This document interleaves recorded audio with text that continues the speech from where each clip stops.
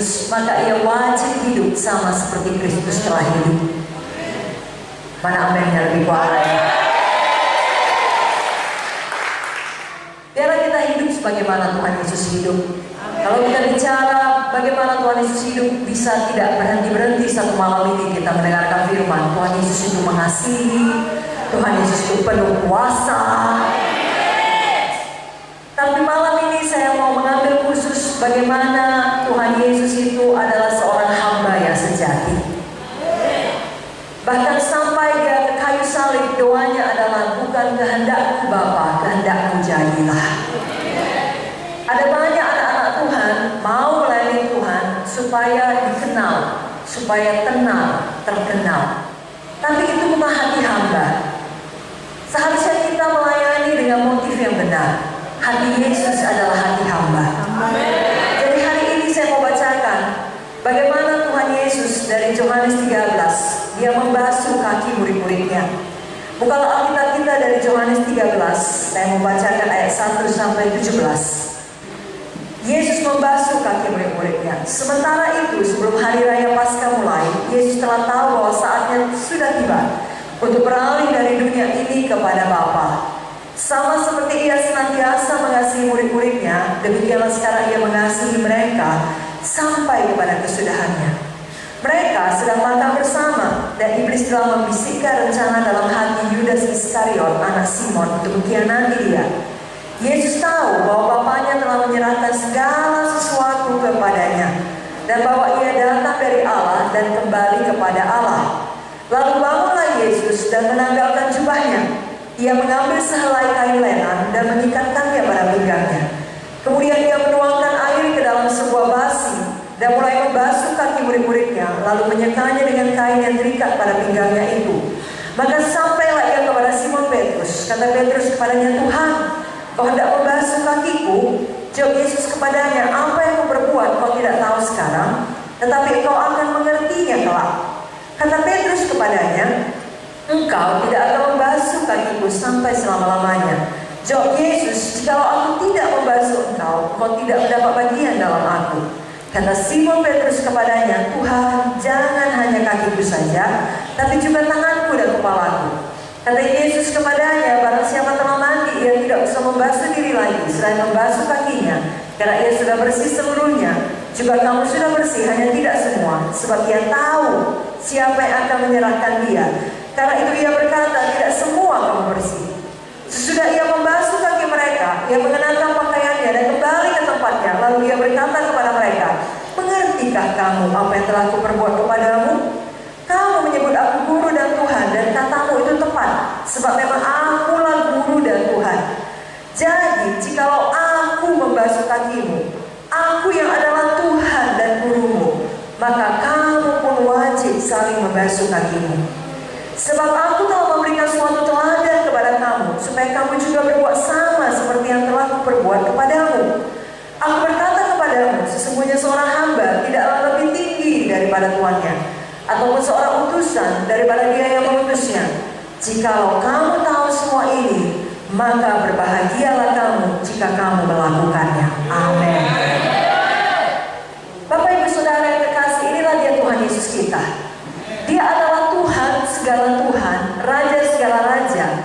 Tapi demi menyelamatkan kita, dia mau mengambil rupa seorang hamba.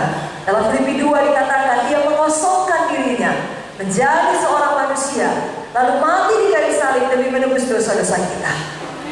Dan kita tahu dari ayat yang kita baca tadi, selama dia masih hidup di dunia ini, tepat sebelum kematiannya, dia membasuh kaki murid-muridnya. Saudaraku, yang pertama sekali, seorang hamba yang sejati dapat melihat satu kebutuhan dan segera memenuhi kebutuhan itu. Dari Alkitab yang kita baca barusan, sebenarnya tidak ada dituliskan kalau ada murid-muridnya mengeluhkan keadaan di mana tidak ada orang yang membasuh kaki mereka, seperti adat istiadat yang berlaku pada zaman itu. Karena itu adalah tugas pelayan rendahan, tugas seorang hamba yang paling bawah, yakni untuk membersihkan kaki yang kotor. Itu adalah custom, adat pada waktu itu. Tetapi mereka ya tidak begitu peduli, tidak ada ya sudah. Namun sebagai hamba sejati dapat melihat adanya kebutuhan itu. Dia dapat melihat kaki murid-muridnya kotor. Dia dapat melihat satu kebutuhan dan dia rela memenuhi kebutuhan itu. Saudaraku, tadi Bunda sudah mengajarkan, marilah kita semua mengambil bagian kita di dalam tubuh Kristus. Bagaimana kita bisa mengambil bagian kita dalam tubuh Kristus? Kita punya hati seorang hamba. Kita dapat melihat ada satu kebutuhan dan kita mau mengerjakannya. Kita rela mengerjakannya. Bagaimana kita bisa punya hati seperti itu? Dalam buku Filipi 2 dikatakan, itu hanya dapat kita lakukan kalau kita tidak sibuk memikirkan diri sendiri saja, tetapi kita memikirkan orang lain. Filipi 2, saya bacakan ayat yang ketiga dan ayat yang keempat. Dengan tidak mencari kepentingan sendiri atau puji-pujian yang sia-sia, sebaliknya hendaklah dengan rendah hati yang seorang menganggap yang lain lebih utama daripada dirinya sendiri. Dan janganlah tiap-tiap orang hanya memperhatikan kepentingannya sendiri, tetapi kepentingan orang lain juga. Pada waktu saudara masuk gedung gereja ini, bukan saudara pikirkan aku harusnya disalam, aku harusnya dihormati, aku harusnya disediakan tempat duduk. Tidak, tapi saudara bisa berpikir, siapa yang akan kuberkati? Siapa yang perlu kuramahi? Siapa yang perlu mendapatkan doaku? Bagaimana aku bisa memberkati orang yang ada dalam gedung gereja ini? Lalu sifat seperti itu bukan hanya saudara lakukan ketika hari Minggu, ketika saudara ke gereja atau hari-hari ibadah lainnya, tetapi dalam kehidupan sehari-hari. Baik hari Senin, Selasa, Rabu, Kamis, Jumat, Sabtu, hari apa saja, di mana saja, di kantor saudara, dalam rumah tangga, dalam keluarga, dalam berkumpul dengan teman-teman, saudara dapat melihat kebutuhan dan memenuhi kebutuhan itu. Itulah hati hamba. Saudara mungkin yang masih anak-anak, masih bersekolah, saudara dapat melihat kebutuhan teman saudara, katakanlah dalam satu mata pelajaran butuh jangka. Kalau tidak pakai jangka atau tidak pakai rok, tidak bisa mengikuti pelajaran dengan baik. Dia nggak ngomong apa-apa, tapi saudara lihat dia kesusahan. Mungkin dia lupa bawa dari rumah. Sedangkan saudara punya dua, saudara kasih tanpa diminta. Itu contoh yang paling kecil. Saudara bekerja dalam satu tempat, tiba waktunya masa rest, masa istirahat. Saudara lihat ada kebutuhan. Sesama kawan saudara bekerja datang dari keluarga yang lebih sederhana, lebih miskin. Dia tidak ngomong apa-apa, tapi saudara lihat dia tidak makan siang. Saudara punya makan siang, saudara bagi kepadanya. Itulah hati hamba yang sejati. Tidak memikirkan kepentingan sendiri, tetapi kepentingan orang lain juga.